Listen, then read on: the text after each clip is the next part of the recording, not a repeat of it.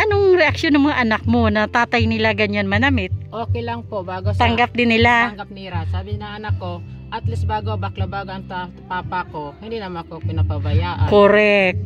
Kasi seryoso siya sa pamilya na. Pagdating sa responsibilidad, Opo. nandyan. Yes. Eh kung matawag ng lalaking lalaki, tapos wala naman pagdating sa responsibilidad, irresponsable, di ba? Oo. Ay, salute to you, Tatay Ernesto. Grabe talaga. Diba? Okay lang po. Na-curious talaga ako nung makita kita. Kaya, pasensya na. Opo. Magandang araw mga kalingap. Ayan, nandito po kasama ko si Edna Condor. Suportahan po natin. Ito tayo. Ayan. God bless. Thank you po, Edna.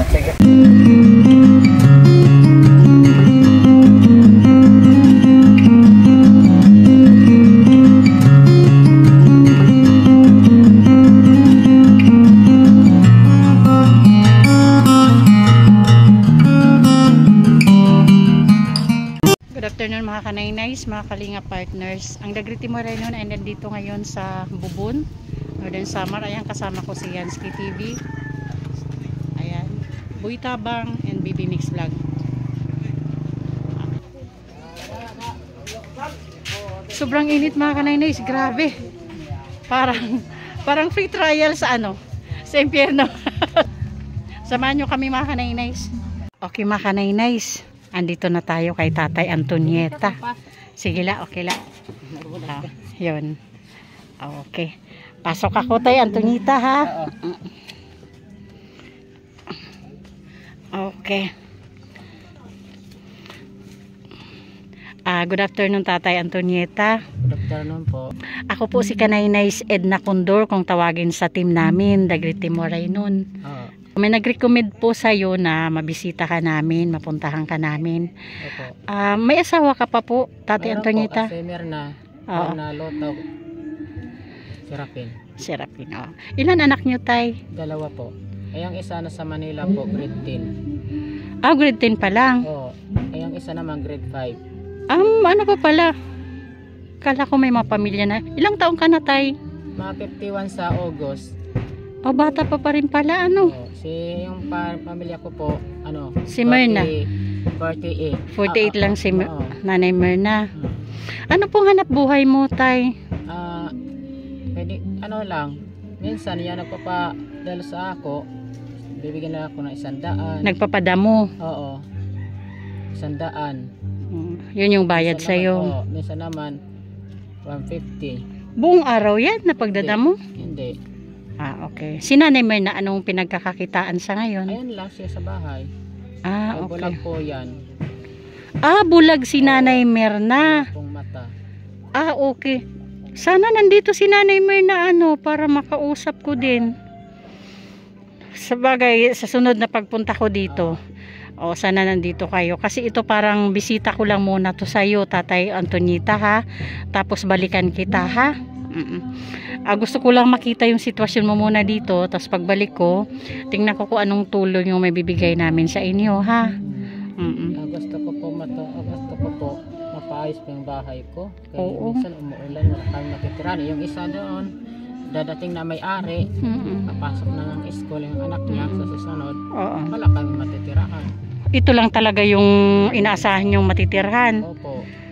Sa nakikita ko mga kanaynays, pasok yung mga ulan, lalo na pag bagyo siguro, wala kayong masisilungan. Tumutulot dito. Lahat, Oo. Kasi bagsak na siya eh. Oo, bagsak na talaga as in. Okay, Tatay Antonieta, di ba? Ernesto po pangalan ko po. Ernesto talaga yung pangalan mo. Ba't tinawag kayong Antonieta dito sa lugar nyo? Ganun na pantawag nila dito eh. Pero Yun talaga yung tawag sa inyo. Kaya pangalan ko po nga to na Ernesto Mahinay. Yun pala yung talagang totoong pangalan mo, Ernesto Mahinay. Opo. Okay. Kasi pati yung nag-recommend sa akin, si Ma'am Lorna, ang talaga is Antonieta. Ay, nako. Ba't wala dito yung mga anak mo, Tatay Antonieta? Wala. Nandun po sa Maynila. Nag-aaral sila doon? Grade 10 po. Sino nagpapaaral sa kanila? Tita Lisa. Kapatid mo? Kapatid ng misis ko. Okay. Ilang taon ka na nakatira dito sa bahay nyo na ito, Tatay Antonita, ay Tatay Ernesto? Matagal na. Ay nag 3 years na po ako sa Maynila. Dito na to. Ah, so nagpa-Maynila kayo? Nagtrabaho kayo doon? Opo. Kasi nagpa-Manila po ako kasi nakasali po ako sa pabahay. Yung pabahay po bimbawi sa akin kasi nandun ako sa Maynila. Nag 3 years ako doon. Saan na pabahay? Ayan na number 15. Oh, dito sa Bubon? Number 50 po. Kaya hindi natuloy yung bahay mo sana? Binawi sa akin. Kabawi si Ton, nalungkot ako. Dito naman, binili ko 3,000, bahay lang. Ito. Oo. Buti lamang, hindi pa gamit sa GS Square. Pero nang binili mo to, hindi pa ganito kasira? Hindi pa ganitong talagang lugmok na? Opo. Okay. Paano pag walang nagpapadamo sa'yo? Wala po. Saan ka kumukuha ng pang-araw-araw nyo ni Nanay Mirna? Buti po, nano siya, nakasali sa kubrahang kahapon. Sa ano, 4-piece? Hindi. Ano yun? Ayun, kalingap. Kasali siya. Ano yun? Yung nakakuha siya, konti lang. Okay. Mga grocery lang po.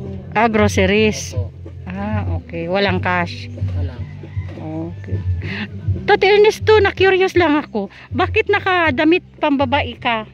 Bakit ang sexy mo? Ganyan naman ako talaga. Ganyan ka manamit? Pag-asawa namin. Talaga? Pag-asawa ko, ganito na ang damit ko. Okay. Okay lang po sa mga anak ko na ganito lang ako. Na-curious lang ako, pasensya ka na ha. Wala akong ibang intensyon, na-curious lang talaga ako kasi ang sexy mo. Kahikaw pa ako, mas spaghetti shirt. Talaga? Oo, ganyan ang suot ko. Ibig sabihin bakla ka nung mga panahon na yun? Silahis lang ho. Silahis. Okay. Oo, tapos diba? At least may pamilya ka, may anak ka. Paano mo naisipan na magkapamilya? Sabi ko, sagot ko kay Mirna, magpapamilya pa, hindi pa ako bakla nga pure, Mirna. Silahis lang ho. Gusto ko po magpamilya na mayroon anak. Kaya nina, nandyan ako sa tabi. Wala sa ako manginano kung wala akong pamilya po. Ibig sabihin ni Tate Ernesto, mga kanainays, pag dumating yung time na matanda na siya, walang mag-aasikaso sa kanya kung wala siyang maanak at matatawag na pamilya. Opo. So ibig sabihin, nung manligaw ka kay Nanay Mirna, tanggap talaga ni Nanay Mirna na silahis ka. Opo. Pati yung pananamit mo, pampabambai talaga. Opo. Uy, ang galing naman. That's true love, Tate Ernesto.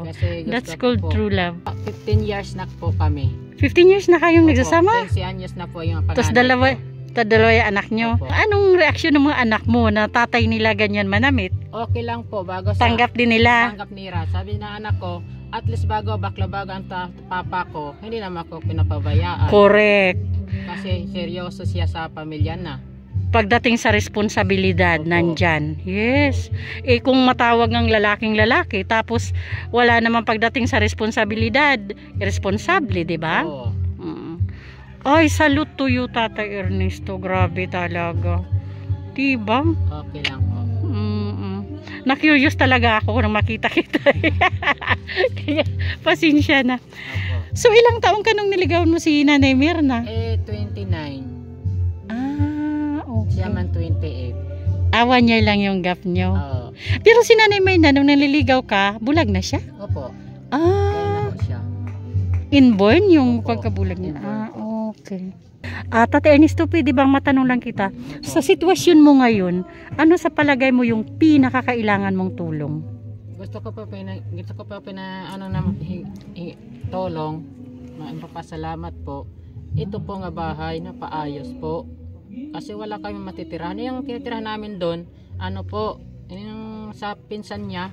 Pag umuulan Tay Ernesto, anong umalis kayo dito? Ako lang ho, pupunta na lang doon sa isang bahay. Pero yung doon ka makikitulog? Tinitirahan namin, umuulan din sa loob.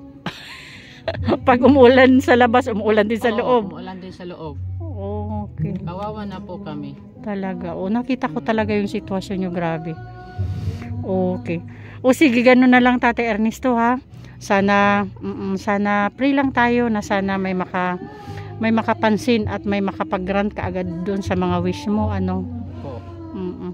Paano yung pang-araw-araw mo, yung pagkain pag walang nagpapadamo? Wala po. Naghahanap lang po kung sino po ang matatrabahoan ko po. Minsan nagli-labor ganun. Kung ano na lang yung mapapagkakakitaan. Opo. Okay mga kanaynays, mga kalinga partners, pakita ko muna sa inyo yung tahanan ng mag-asawa na inirecommend sa atin ni classmate Lorna. Tingnan po natin mga kanaynays, kasi para po sa akin yung nakikita ko dito, hindi ko alam kung nakakatayo pa sila dyan sa loob ng bahay kung andyan sila. Kasi lugmok na po. Sa tingin ko palagi na lang silang nakahiga dyan. Tapos ayan pa mga kanaynays, yung puno ng saging nakikita ko, natumba pa dyan sa bahay nila. Tingnan mo. Okay mga kanaynays, dumating na daw si Nanay Myrna. Puntahan natin doon sa bahay ng pinsan niya. Okay mga kanaynays, kasama na natin si Nanay Myrna. Nanay Myrna, gaano po kahirap sa araw-araw yung dinadanas nyo? Sobrang paghihirap. Grabe. Pero tinitiis na lang. Wala Pag umaabot sa punto na ni Myrna na walang-wala talaga, sabi nga walang madukot, kahit sa pagkain talagang masasabi natin na sayad, ano pong naisipan nyo? Nagtitiis na lang. Tapos ito, pag may uy, palinis ako. So, naglilinis siya. Pagdating niya, saka na kami kakain. Pagdating ni Tatay Antonieta, maglinis kung saan-saan. Nakakatuwa isipin na si Tatay Antonieta ganyan lang siya pati sa pananamit, pero pagdating sa responsibilidad masasabi mong napaka-responsabling ama ng tahanan. Ano Nanay Myrna? Kahit pinapasukan niya para lang mabuhay kayo. Makakain lang kami. Nung manligaw sa iyo si Tatay Antonieta ganyan na siya, pero tanggap na tanggap niyo po? Tanggap na po. Kaibigan ko lang siya muna. Nagsimula sa friendship ang nyo. Ilang taon kayo magkaibigan? Siguro bago kami magsama, mga 3 years. Hindi naman po kasal. Hindi pa kayo kasal. Pero inaasam yung makasal pa din? Opo. Pagdating ng panahon? Pagdating ng panahon, na may mag-college sa yung anak ko, hahanapan ng marriage. Yes, totoo yan. Pag mag-enroll kasi ng college yung anak nyo, magpapasa po siya ng marriage contract ng parents. Totoo yan. So talagang inaasam nyo makasal kayo. Sa pagkain araw-araw nakakaraos naman. Kahit minsan naman wala, minsan mayroon. So pag wala talaga, wala, tiis lang. Wala. Nangyari na ba yung isang araw na walang kain mula umaga hanggang gabi? Nangyari na, marami na po. Maraming beses na nangyari.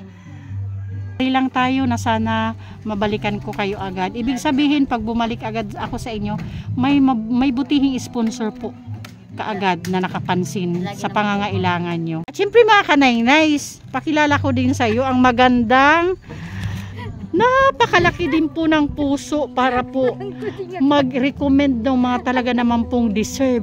Katulad ni Nanay Myrna at saka ni Tatay Antonieta. Siya po yung nag-recommend sa amin dahil awang-awa po siya sa mag-asawang ito. Ilan na po itong na-recommend niya sa amin mga kanaynays. Kasi may malaking puso din siya para sa mga nahihirapan sa buhay. Anong masasabi mo, Meet Lorna, sa mag-asawa? Nakakaawa. Deserve tulungan.